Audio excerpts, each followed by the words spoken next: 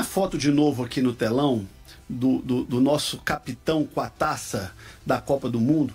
Você foi o último capitão da seleção brasileira a ter esse privilégio, a ter essa honra que o Carlos Alberto Torres teve, que o Bellini teve, que o Mauro teve, o Dunga teve. Você foi o último a ter essa honra. O que está faltando para o Brasil ter alguém repetindo esse gesto? Talvez o Marquinho tenha agora em 2026. Gente, vamos seguir essa linha, cara. Você falou nomes que é impressionante, né? Mauro, Bellini, Carlos Alberto, Dunga, Cafu.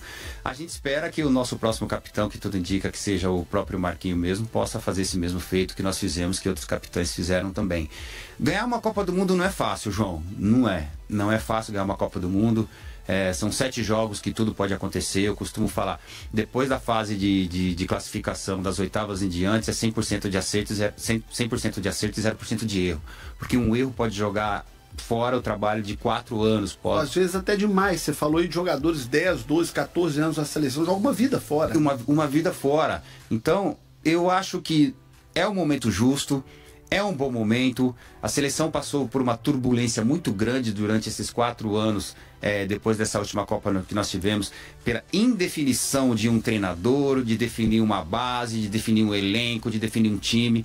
Vamos definir agora, faltando praticamente 1 ano para a Copa do Mundo. Isso prejudica muito o trabalho do professor Ancelotti, porque eu conheço o Ancelotti, o trabalho do Ancelotti é o treinamento, é a repetição, é o dia a dia, é o tete a tete, é o mostrar para as pessoas a maneira com que ele quer jogar. Mas infelizmente ele não vai ter tempo disso, de fazer isso. Como ele tem jogadores experientes, se você pegar essa última convocação dele, ele convocou jogadores experientes. Tirando o Estevão, que é um jogador jovem, todos os outros são jogadores cascudos, que já jogam, são titulares absolutos nos seus clubes, são jogadores que já passaram por Copa do Mundo, jogadores que disputam campeonatos internacionais, e está formando uma seleção realmente com uma base apta a ganhar uma Copa do Mundo.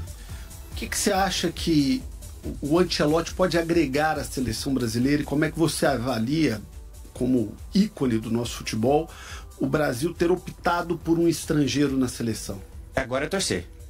Torcer para que dê tudo certo com o professor Ancelotti. Por quê? Ele deu um up a mais. Ele deu uma perspectiva positiva a mais em relação à seleção brasileira. Ele fez com que o povo brasileiro acreditasse novamente na seleção brasileira. Pela bagagem, pelos títulos, pelas conquistas, por tudo aquilo que ele vem fazendo no futebol internacional e pela maneira com que ele trabalha. Já trabalhou com a maioria desses jogadores que vai estar com o professor Ancelotti nessa trajetória aí até a Copa do Mundo.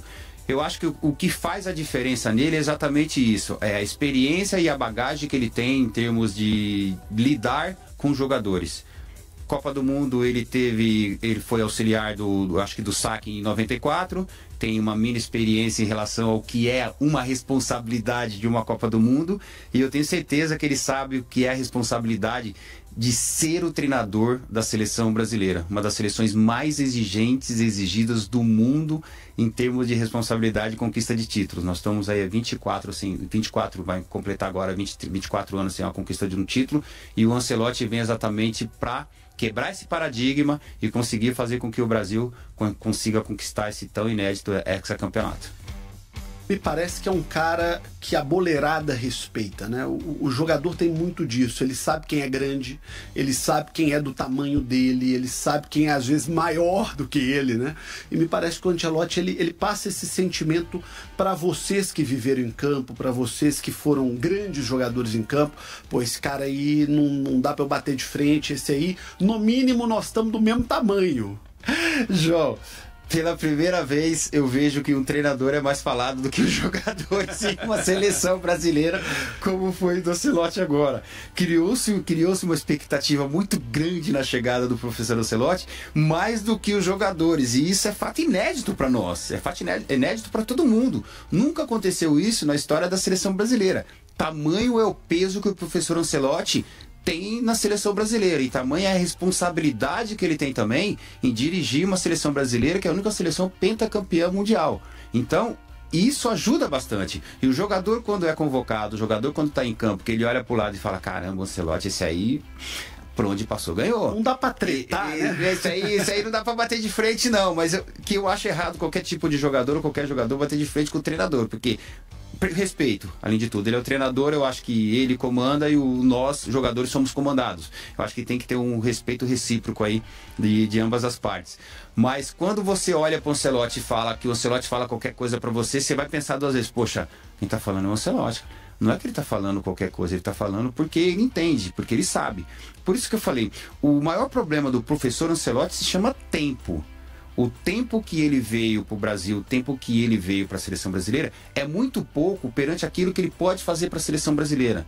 O professor Ancelotti, ele gosta do treinamento, ele gosta do dia a dia, ele gosta da repetição, ele é muito repetitivo nas coisas que ele quer. A única maneira de você entender um posicionamento tático é você repetindo.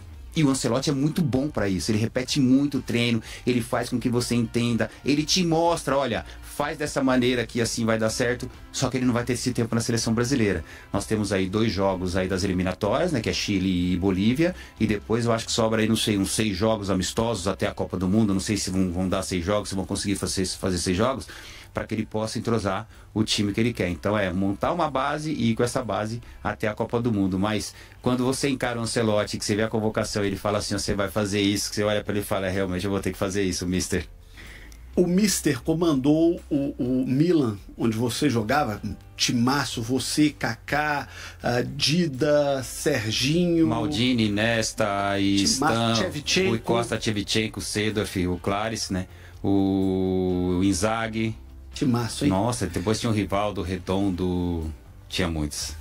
E depois ele treinou aquele Real Madrid recentemente, também com uma legião de brasileiros. As notícias que temos é que ele gosta muito do estilo do jogador brasileiro, que ele gosta muito de trabalhar com o brasileiro. O que nem sempre acontece no futebol. Eu lembro do Van Gaal, por exemplo, que tirava o Rivaldo, que era o melhor jogador do mundo, de pirraça, porque o cara era brasileiro. Mas parece que o caso dele é um caso de muita sinergia, de muita empatia com o brasileiro, né? Ele tem sim essa empatia com brasileiros que trabalham. Ele conhece os brasileiros que trabalham, os brasileiros que não é preguiçoso, os brasileiros que vão lá e executam aquilo que ele quer, os brasileiros que vão lá feliz da vida por estar ali jogando futebol, tentando entender o que ele quer. Ele é um cara muito humano, ele é um paizão, ele é um irmão, ele é um amigo, mas ele é um cara muito correto. Ele tem o estilo de jogo dele e você tem que se enquadrar dentro do estilo do jogo do Ancelotti. Disciplina. Disciplina. Se você não for disciplinado, se não treinar, se você não estiver pronto para o momento que ele precisar, ele não vai te colocar. O Ancelotti é assim. Se treinar, eu tô te vendo a semana inteira. Se não treinou, a possibilidade de você jogar é 0. Treina e fica pronto. A decisão de jogar, ele fala, é minha. E tem razão. Nós temos que estar pronto para qualquer momento, para qualquer hora.